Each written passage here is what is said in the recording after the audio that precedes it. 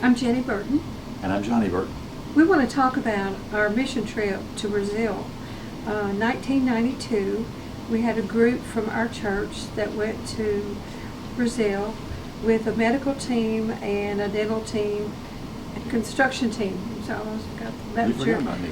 No, I didn't. That was his thing.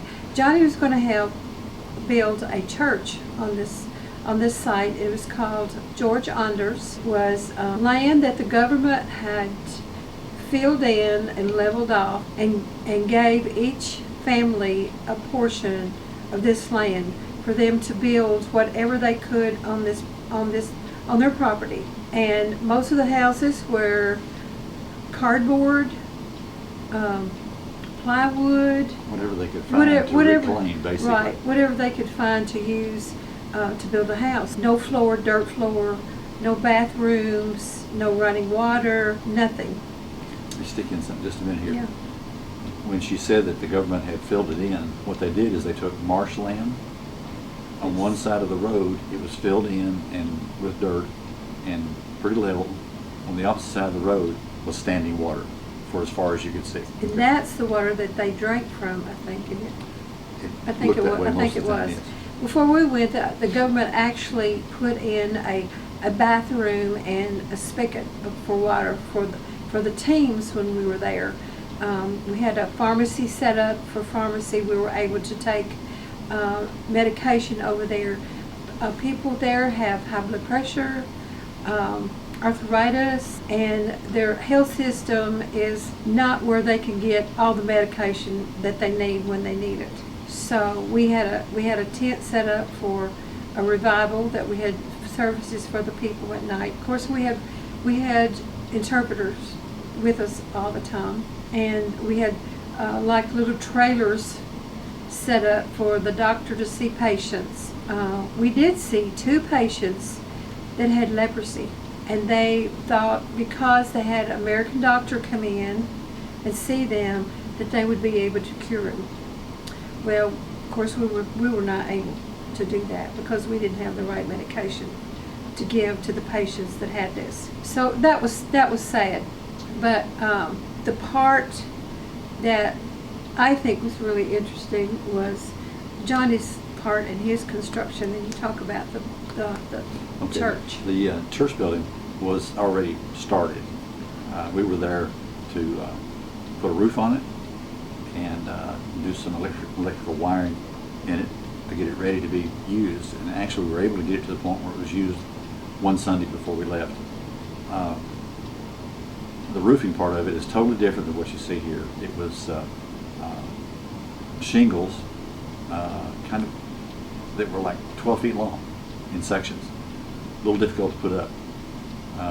The really strange part of it was the electrical wiring. You have to understand that in Brazil, they don't do things the way we do it here. No codes. There doesn't appear to be any codes of any kind. So to get electricity to this building, they ran a wire across the ground, on top of the ground, to get power to this building. Now, when it changed, I'm not sure. I guess it did eventually. But we had to put it in such a way that thieves couldn't reach inside the building between the wall and the roof and pull the wire out and steal it. So we had to put it in a way that they couldn't get to it. So there were a lot of obstacles to building a building over there that they could use. But when we left, it was done, and they were able to use it when we left. Very interesting, just that part of it to me. We had one. It was an old building, I guess it was. Where was the pharmacy? It was in a shack of some kind that was already there. Right, and it rained, and one of the volunteers went up on top to put a tarp over it. Well, he fell through the roof. Yeah, it was leaking. It was leaking, and he fell through the roof. So they had to move all the medications inside the church instead of the pharmacy, because of the roof. I did meet one lady that had a house. I think she was very fortunate. Her house was on stilts, which I don't know if there was another one out there like that. I didn't see another I didn't see another one like that either. But she was very proud of that because she didn't have to be actually on the ground. You know, she had a floor where really no one else had a floor. One of the doctors that was with us, we made a house call to a guy that had pneumonia. And so when we went into the house, you could see why people got sick very easily, because no floor, dirty water, you know, just no sanitation whatsoever, you know. So you understand why people get sick over there. And Okay, we traveled by bus every day from our motel to the job site, and there were actually military checkpoints along the way that we had to go through, and the missionaries that we were working with that were on the bus with us were concerned that we would be stopped because we had so many people on the bus. We had people standing up in the aisle because people from the church that sponsored our trip, or the new church that we were building, they would go with us. So, and like I said, in Brazil things are just different. yes. Okay, so the day we got ready to leave, actually the day before we got ready to leave, the last day we were on the job site, two things first. First, it rained really hard, and our bus got stuck. And believe it or not, we had enough people with us that we could push that bus out of the mud. The second thing is this is something we found out later. That day, the local police came out looking for the job site. It turns out we were working on tourist visas, which we knew we were. And technically, I guess we weren't supposed to be, and they had come to arrest us. What they did, though, is they went to the wrong place, and they went to I'm assuming, a voodoo church of some kind. And evidently it scared them enough that they left. Well, we left the town the next day.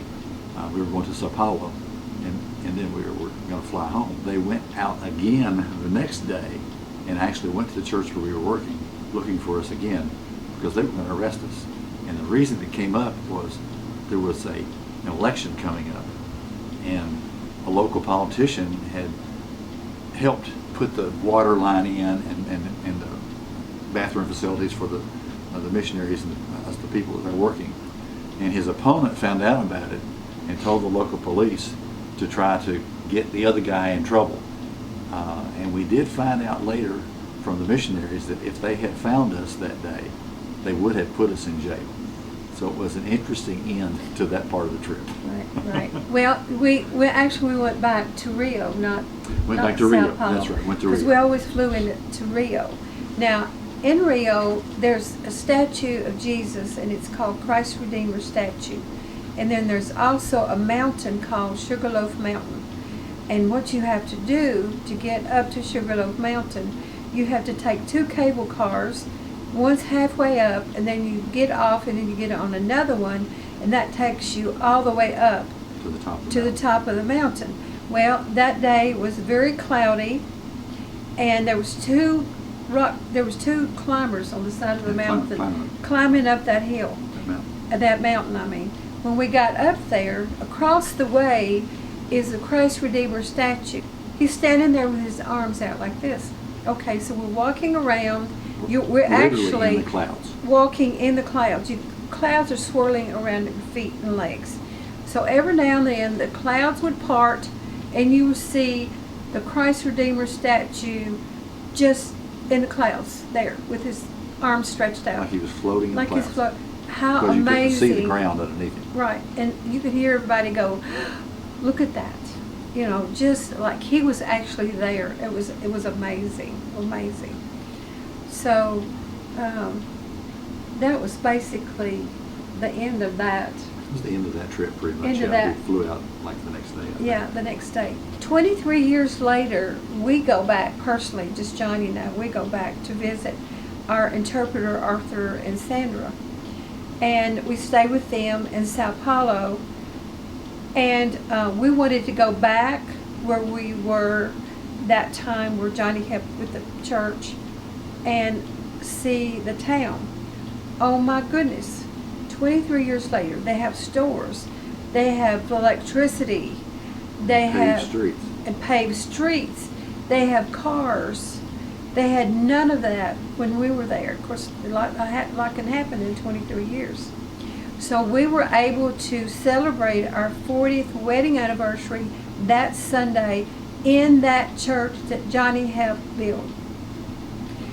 And that was fun. There was 2 couples there that Sunday that was there when we were there 23 years before. And they remembered us. And the pastor went back to his office and dug around and found a picture of our group that was there working on the church 23 years earlier. 23 years So ago. some interesting things happened. So Fun things happened. Yeah, that was quite interesting. So we got to go to, while we were in Brazil with our friends, we got to go to this place. It's called Iguazu Falls. Iguazu Falls, and it's bigger than Cumberland Falls. No, bigger than Niagara Falls. Niagara Falls, not Cumberland Falls. I'm sorry. It's a good thing you're in. And so we got to go out on the boat and go around the falls, and we got to go, we went on a helicopter and we flew over the falls, and it's absolutely gorgeous, gorgeous, gorgeous. So we spent several days at the resort there.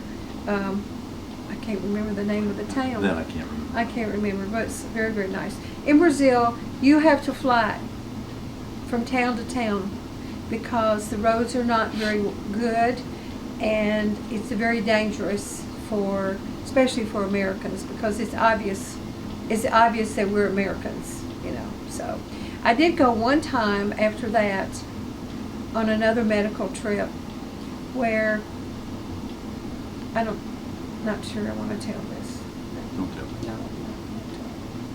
But we were able to see lots of patients and do some traveling and see some pretty country. I mean, there's people that live in the hills, and at nighttime is really pretty at night because you can see their fires and it's kind of lit up, you know. But in the daytime, it's not a very pretty sight because they just live and exist in any possible way they can. It's an interesting. It's in some parts of Brazil. It's not very safe. No, While we were with our friends, when we went back the second time, or next 23 years later, we went with them to a restaurant, and it's a place they wanted to go, and they told us a story about some people that were visiting there. I'm not sure if they were Americans or not, but they had gone to this restaurant at night, and when they left the restaurant, they turned the wrong way, and they walked toward one of these settlements she was talking about, and people in the drug trade pretty much run them all, and the people died that night. Yeah, I'm not sure if don't know they what were happened, ever found but again. they were killed that night. So Yeah, it's you very have to be careful. Yes.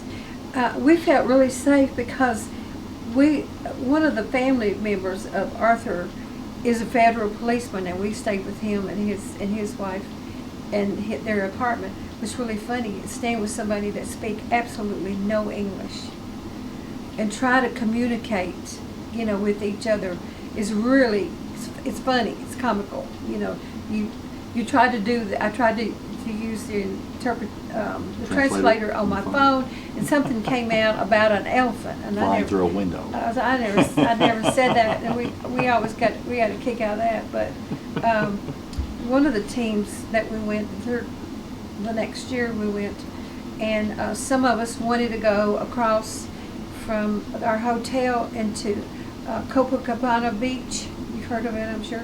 Anyway, we wanted to cross and take some pictures. Well, the missionary that was with us, he went across with us. And he kept saying, please hurry, please hurry, please hurry. Because there have been people, tourist people, that had gotten their cameras stolen and everything, you know, that they might have had with them that was stolen. And he felt very uncomfortable because he kind of was in charge of us, you know, and he didn't want anything to happen to us.